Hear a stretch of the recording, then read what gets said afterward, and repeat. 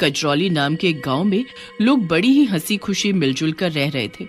उसी गांव में हरिया का परिवार भी रहता था, जिसमें उसकी पत्नी लीला और उसके 2 बच्चे चिंटू और मीना रहते थे। मीना और चिंटू दोनों एक ही स्कूल में पढ़ते थे। दोनों साथ ही जाते और आते थे। एक दिन हमेशा की तरह दोनों छुट्टी के बाद स्कूल से वापस आ रहे होते हैं कि चिंटू का गर्मी से बुरा हाल हो रहा होता है। आज कितनी गर्मी है दीदी, मुझसे तो इस कड़कती धूप में जरा भी चला नहीं जा रहा। गर्मी तो मुझे भी लग रही है, पर हम कर भी क्या सकते हैं। बस जल्दी जल्दी चलते हैं ताकि घर भी जल्दी से पहुंच सके। चिंटू और मीना जल्दी जल्दी चलने लगते हैं और घर पहुंचने ही वाले होते हैं कि तभी उन्हें एक आइसक्रीम वाली दिखाई देती है। आइसक्रीम ले लो, आइसक्रीम, रंग बिरंगी मीठी मीठी ठंडी ठंडी आइसक्रीम ले लो। अरे ये आइसक्रीम वाली कौन है? हमारे गांव में तो कोई आइसक्रीम वाली नहीं है। अरे दीदी वो छोड़ो, आप मुझे बस आइसक्रीम दिला दो। अरे पर मेरे पास पैसे नहीं है, तो मैं तुम्हें कैसे आइसक्रीम दिला दूं? नहीं नहीं, मुझे भी आइसक्रीम चाहिए। मुझे नहीं पता, मुझे आइसक्रीम खानी है। अरे बेटा क्या हुआ, क्यों रो रहे हो? मुझे आइसक्रीम खानी है, पर दीदी है कि मुझे आइसक्रीम दिला ही नहीं रही। अरे आंटी मेरे पास पैसे ही नहीं है, ये है कि समझने को तैयार ही नहीं है। अरे बेटा तो क्या हुआ, तुम मेरे बच्चे जैसे ही तो हो। आओ और आइसक्रीम खा लो, मुझे पैसे नहीं चाहिए। इतना सुनते ही चिंटू खुशी से आइसक्रीम वाली के पास भागता है और रंग बिरंगी आइसक्रीम देखने लगता है। चिंटू माँ बहुत गुस्सा करेगी, मैं बता रही हूँ। ऐसे कभी किसी से बिना पैसे के कुछ नहीं लेना चाहिए। चिंटू अपनी बहन मीना की एक बात नहीं सुनता और लाल रंग की आइसक्रीम हाथ में लेकर उसे खाना शुरू कर देता है। चिंटू ने ऐसी स्वादिष्ट आइसक्रीम कभी खाई ही नहीं होती। वो आइसक्रीम खाने में इतना मगन हो जाता है कि बाकी सब भूल जाता है। मीना उसे बहुत मना करती है, पर वो उसकी एक नहीं सुनता। आइसक्रीम खाने के बाद दोनों बच्चे घर आ जाते हैं। अब ये बात प्लीज किसी को मत बताना, वरना माँ बाबूजी बहुत गुस्सा करेंगे। ठीक है, पर दोबारा ऐसे किसी से आइसक्रीम नहीं लेनी, ठीक है? रात को दोनों बच्चे सो जाते हैं। अगले दिन मीना रोज की तरह सुबह सुबह जल्दी उठ जाती है और उसके बाद चिंटू को जगाने लगती है। उठो चिंटू, कितनी देर हो गई है, जल्दी उठो और नहाओ, स्कूल के लिए देर हो रही है। मीना चिंटू को बहुत उठाती है, पर वो उठता ही नहीं है। उसके बाद मीना गुस्से में चिंटू की चादर उसके मुंह से हटा देती है, तो उसका चेहरा देखकर घबरा जाती है। चिंटू का चेहरा एकदम लाल हो रखा होता है। मीना जोर से चिल्लाती है, माँ बाबा जल्दी आओ, ये देखो चिंटू को क्या हो गया। मीना की आवाज सुनकर उसके माँ बाबा वहाँ दौड़े चले आते हैं और वो भी चिंटू की हालत देखकर घबरा जाते हैं। किसी को कुछ समझ ही नहीं आ रहा होता कि आखिर चिंटू को हुआ तो क्या हुआ। उसके बाद चिंटू के बाबूजी चिंटू को गोद में उठाकर डॉक्टर के पास ले जाने लगते हैं, तो चिंटू का शरीर बर्फ की तरह ठंडा होने की वजह से वो उसे उठा भी नहीं पाते। हे भगवान, ये तो बर्फ जैसा जम रहा है। क्या हो गया आखिर हमारे बच्चे को? ये कौन सी नई बीमारी लग गई? वो लोग जैसे तैसे चिंटू को डॉक्टर के पास लेकर पहुंचते हैं, तो डॉक्टर को भी समझ नहीं आता कि आखिर चिंटू को कौन सी बीमारी हुई है। शरीर का इस तरह लाल पड़ जाना और इतना ठंडा हो जाना, मुझे तो समझ नहीं आ रहा ये कौन सी बीमारी है। मैंने आज तक न ऐसी कोई बीमारी देखी और न कभी इसके बारे में सुना।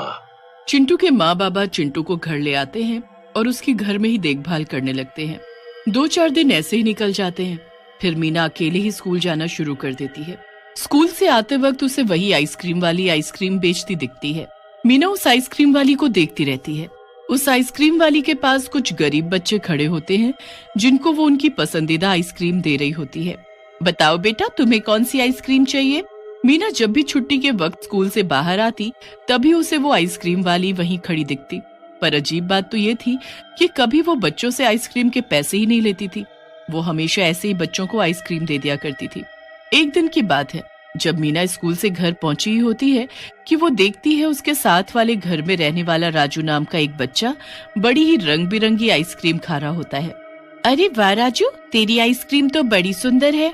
हाँ दीदी, देखो देखो कितनी सुंदर है।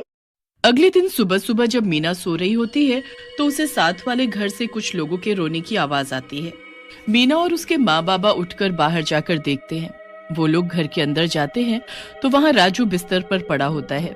और उसके माँ बाबा बुरी तरह रो रहे होते हैं। हाय, मेरे बच्चे को क्या हो गया? क्या हुआ भाभी? जब मीना और उसके माँ बाबा राजू की शक्ल देखते हैं तो हक्के बक्के रह जाते हैं। राजू का शरीर रंग बिरंगा हो रखा होता है। हे भगवान, ये तो चिंटू जैसा हो गया।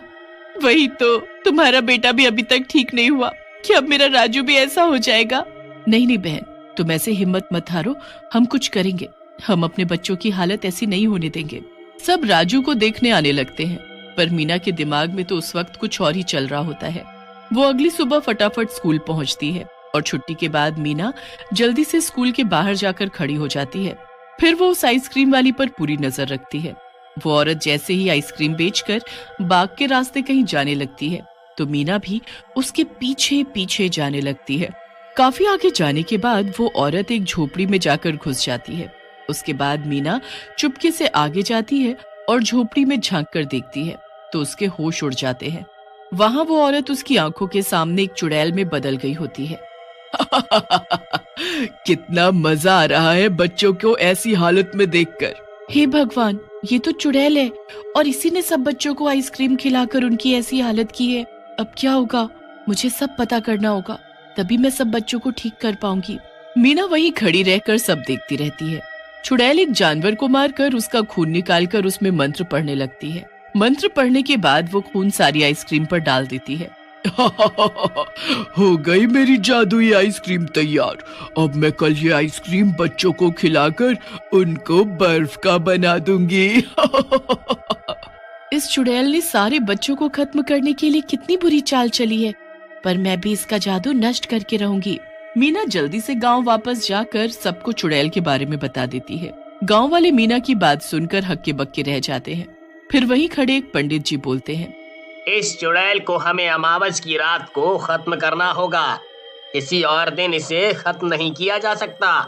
ये बस मीना ही कर सकती है, क्योंकि चुड़ैल बच्चों के आसपास ही रहती है और मीना काफी बहादुर भी है।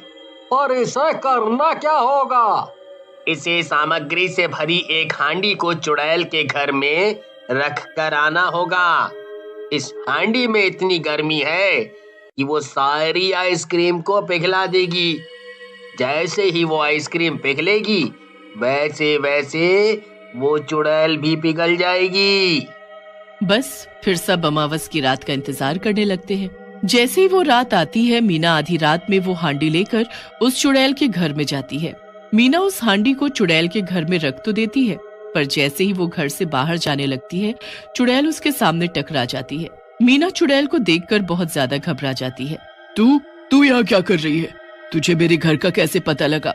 मैंने कुछ नहीं किया, मुझे जाने दो, मुझे जाने दो। ऐसे कैसे जाने तू? मुझे तो लग रहा है तू ही है जिसने मेरी आइसक्रीम पर कुछ ऐसा किया है कि उसका जादू काम ही नहीं करता। नहीं नहीं, मैंने कुछ नहीं किया, मुझे जाने दो। चुड़ैल मीना के बाल पकड़ती है और उसे घसीटते हुए घर के अंदर ले जाती है। मीना बुरी तरह चीखने चिल्लाने लगती है, पर चुड़ैल को कोई फर्क नहीं पड़ता। आज मैं तेरे ही खून पर जादू करके उसे इन सभी आइसक्रीम पर डालूंगी। चुड़ैल मीना को एक कोने में बांध देती है। उसके बाद जैसे ही चाकू एकदम पैना हो जाता है, वो खिड़की से आसमान में चांद की तरफ देखकर मुस्कुराती है। आ गया सही वक्त। अब मेरी जादुई आइसक्रीम फिर से अपना कमाल दिखाएगी। बस उस पर एक बार इंसानी खून चढ़ जाए। चुड़ैल हंसती है और चाकू उठाकर मीना की तरफ बढ़ने लगती है। वो जैसे मीना की गर्दन पर वार करती है कि चाकू के साथ उसका हाथ पिघलकर नीचे गिर जाता है। ये क्या हुआ? मेरा हाथ क्या किया है तूने लड़की? जल्दी बता मुझे। चुड़ैल दूसरे हाथ से चाकू उठाती है, पर जैसे ही वो चाकू को हाथ लगाती है कि दूसरा हाथ भी पिघल जाता है। चुड़ैल बुरी तरह चीखने लगती है और अपनी आंखों से खुद के शरीर को पिघलते हुए देखती है। वो बहुत कोशिश करती है, पर उस हांडी की गर्मी से उस चुड़ैल का शरीर पल भर में पिघल जाता है। मीना वहां से भागती है और गांव पहुंचती है तो वहां अपने भाई के साथ सभी बच्चों को पहले जैसा ठीक देख खुशी से झूम उठती है। पूरा गांव मीना की बहादुरी की प्रशंसा करता है और फिर बच्चे कभी भी किसी अनजान आइसक्रीम वाली से फ्री की आइसक्रीम